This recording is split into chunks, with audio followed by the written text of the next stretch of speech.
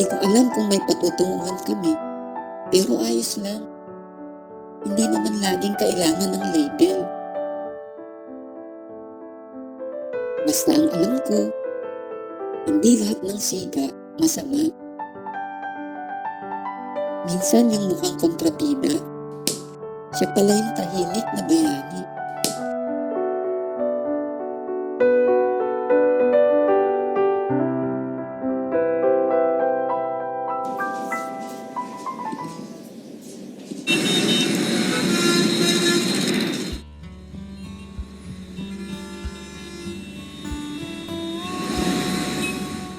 Tuwing magsisimba ako sa Quiapo, lagi ko siyang napapansin.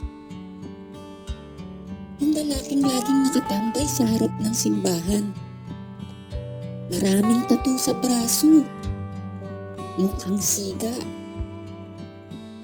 Pero, aminado ko, cute siya. Pogi talaga. Simula noon, tinawag ko na siyang Batang Quiapo. Linggo-linggo, hinahanap ng mata ko si Batang Quiapo. Nandun lang siya palagi.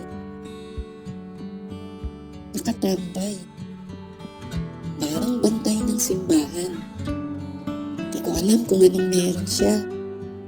Pero, parang mas masarap magsimba pag nandun siya. Ang totoo, crush ko na siya. Oo na. Mali na kung mali. Magkaka-crush lang ako sa siga pa. Pero, ewan. May something sa mata niya na malalim. Kahit hindi siya ngumiti, may nakatagong liwanag sa pagkatao niya. Bakit nga kaya palagi siyang nasa labas ng simbahan? Naisip ko, baka may girlfriend siyang laging nasa loob ng simbahan. O baka naman, broken hearted. Hala, mas gusto ko yun. Charot. Di ko siya maalis sa isip ko tuwing gabi na nakahiga na ako. Kakaisip ko nga sa kanya, napanaginipan ko tuloy siya. Siya daw si Tanggol, at ako naman daw si Bubbles. Nakasakay daw kami sa motorsiklo na papunta sa Quiapo para magsimba.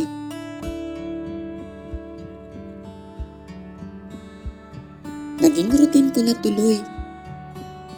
Linggo equals simba equals course viewing.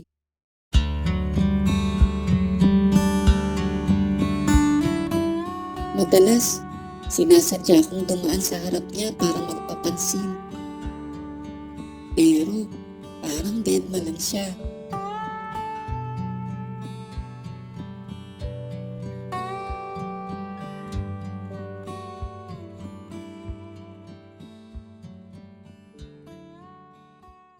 Minsan, nakita ko siyang nakikipagsuntukan sa isang maton.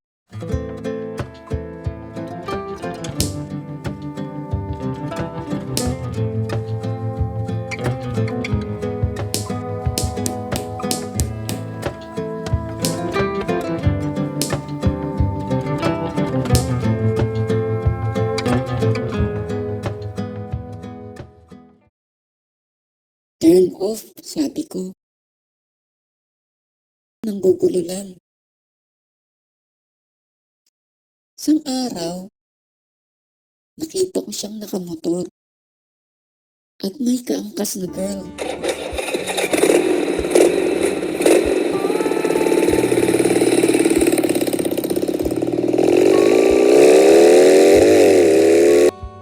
Red flag, hindi lang pala basagulero. Chick boy din pala. Mula noon, pinilit ko ng kalimutan si Batang Quiapo. Kahit alam kong nakatingin siya sa akin pag dumadaan ako sa harap niya.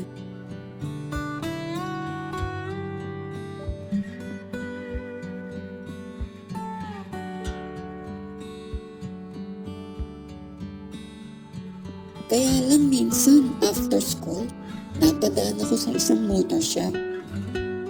Doon ko siya nakita ulit. Hindi ko na napigilan ang sarili ko. Lumapit ako sa motor shop. Nagtago ako sa poste. Ewan ko kung anong pakiramdam ko, pero bakit ako kinabahan? Para akong si Dora na walang mapa. Nandun kasi siya. Nakaluhod sa tabi ng kotse. May hawak na wrench. Pawisan pero focused. At ang mas nakakagulat, naroon yung girl na nakaangkas sa kanya sa motor. Nalaman ko sa usapan nila na bunsong kapatid pala niya si girl. Nakahinga ako ng maluwag. At ang boses niya, doon ko lang narinig ng malapitan. Hindi pala barako, malambing pala, at may pagkamaalaga. Isang araw,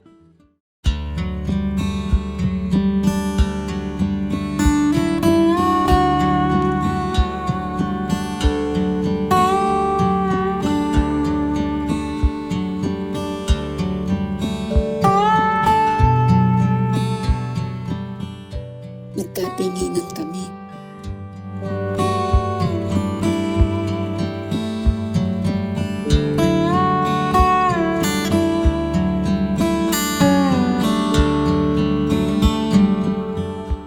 Tumango siya, yung tipong, "Uy, ikaw yung madalas kong nakita sa simbahan, di ba?" Kinabukasan, doon na nagsimula ang lahat. Tuwing lalabas ako ng simbahan, nagkukwentuhan kami. At doon ko siya lubos na nakilala. Siya si Bruno, hindi Mars ang apelyido, pero kasing pogi ni Bruno Mars. Kaya pala siya laging nasa labas ng simbahan. Inaabangan niya yung nanay niya na tindera ng prutas sa bangketa. Siya daw ang tagabuhat ng mga paninda ng nanay niya. Nagulat ako. Hindi ko inakala. Akala ko tambay lang siya. Hindi pala. Siya pala ang may-ari ng motor shop. Responsable pala siyang tao. Iniwan daw kasi sila ng tatay niya nung maliit pa lang siya. Kaya pinilit niyang mag-ipon para makapagsimula ng maliit na negosyo. At hindi lang yun. Nag-aaral din pala siya. Online course sa PUP. Lalo akong bumilib sa kanya. As in, sobrang bilib. Ang sigang nakikipagbasada ng mukha sa Quiapo. Hindi lang pala pogi. May laman din ang puso. Hindi lang panggulat. Pangmatagalan pa. Minsan, ang taong akala mong matigas, siya pa palang pinakamasarap kausap. At ang lalaking laging nakatambay sa labas ng simbahan, siya pala ang lalaking pinagdadasal ko noon. Kahit hindi ko alam na siya na yun. Hanggang ngayon magkaibigan kami. Minsan, tambay sa shop. Minsan sabay kaming nagsisimba. Hindi ko alam kung may patutunguhan kami, pero ayos lang. Hindi naman laging kailangan ng label. Basta ang alam ko, hindi lahat ng siga masama. Minsan yung mukhang kontrabida, siya pala yung tahimik na bayani. Akala ko kasi nang guguluhan. Pero sabi ng mga tambay, snatcher daw yung kasuntukan niya. Ginagay lang daw niya yung kwintas na inisnat sa isang manang na nagsimba. Minsan, ang tunay na pogi, hindi lang sa itsura. Nasa puso.